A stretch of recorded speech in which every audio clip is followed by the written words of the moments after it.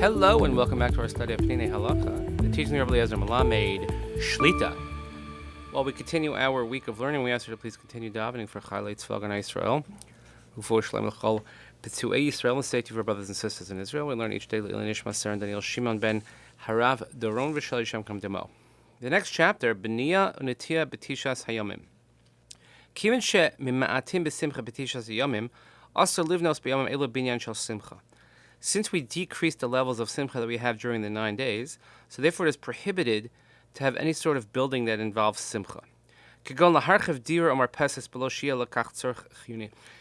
can't expand your living space or your terrace, again, just for aesthetic purposes, if there's no inherent purpose for it, meaning that there's no immediate pressing need.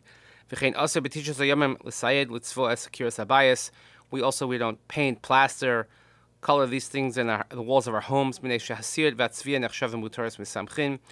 we look at a new painting. When you paint your room or you plaster something and it makes it look nice, this gives simcha. Because one could certainly live a few more days without it. Kamo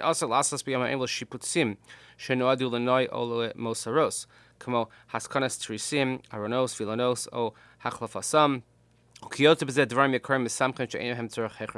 don't do any shiputzim, which are any sort of home improvements, which are just for beauty, for extra fixing things, getting new cabinets, a new bureau, new shades, things like that, because these bring simcha when you're beautifying your home. But let's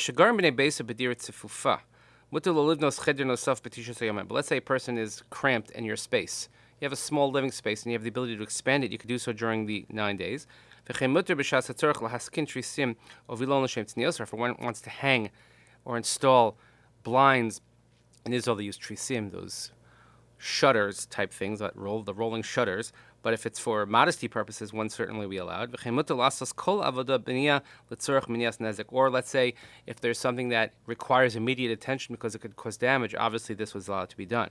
If someone's wall is teetering and could fall, even if you don't need that room that it's in, and there's not perhaps danger in that minute, your person can take down the wall in a proper way and build it in a correct fashion, because we want to prevent the possibility of even having any damage. If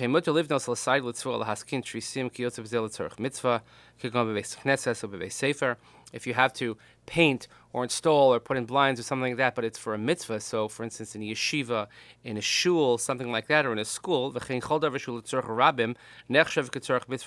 it's for public good, this is considered for the need of a mitzvah.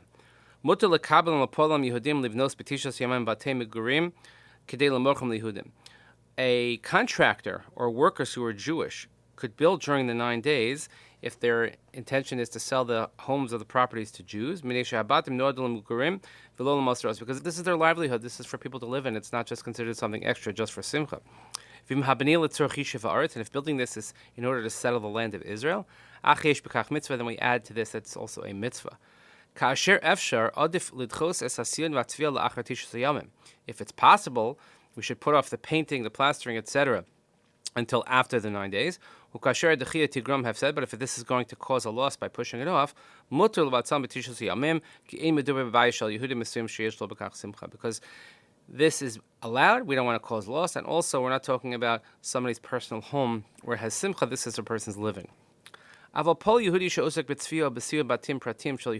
let's say you're just a painter, a Jewish person who's a painter, or he's working on people's walls, and he specifically works on the homes of Jews. He has to stop working during the 9 days.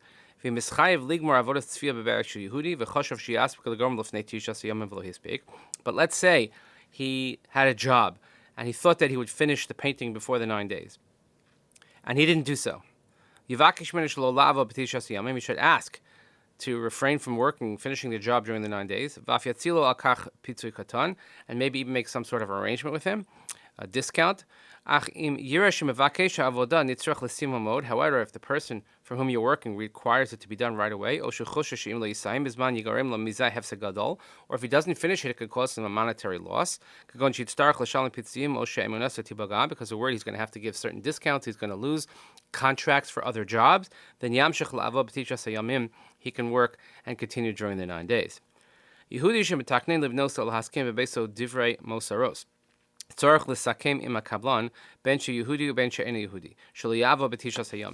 if a person is building in his house, again, this is not something that is essential, but this is just something that is extra. So you have to make an agreement with the contractor. It doesn't matter whether he's Jewish or non-Jewish, that he shouldn't work during the 9 days. And if he failed to do so, he has to ask the contractor to stop working when the 9 days comes. And if, however, the contractor continues working anyway, then you're not obligated to nullify the contract. Jewish workers are allowed to build elements of simcha for non-Jews, or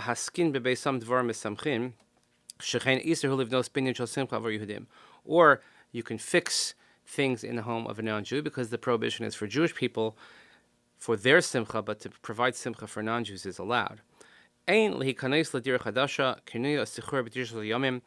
shouldn't take residence of a new dira, a new place of living, whether it is purchased, whether it is rented during the 9 days.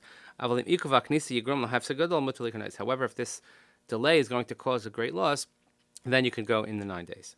Also, during the 9 days, we don't have planting that brings simcha.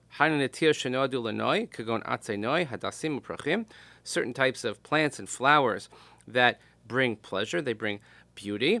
However,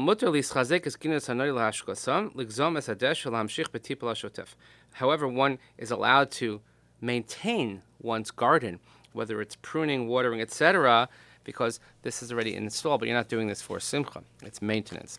If somebody plants something that has an inherent purpose, this is allowed. So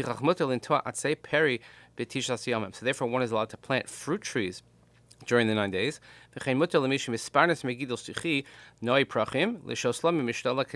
of course, someone who's in the flower or the produce business, and this is how you make a living, then certainly one is allowed to plant, etc., and do all the work that is necessary in order to sell them. And this is allowed during the 9 days. So we see many elements of simcha that are allowed in certain instances, but generally we try to refrain when possible from doing these things. So please continue davening for Chayla Yitzchak and Israel, for Shalom Chol B'Tzei Israel.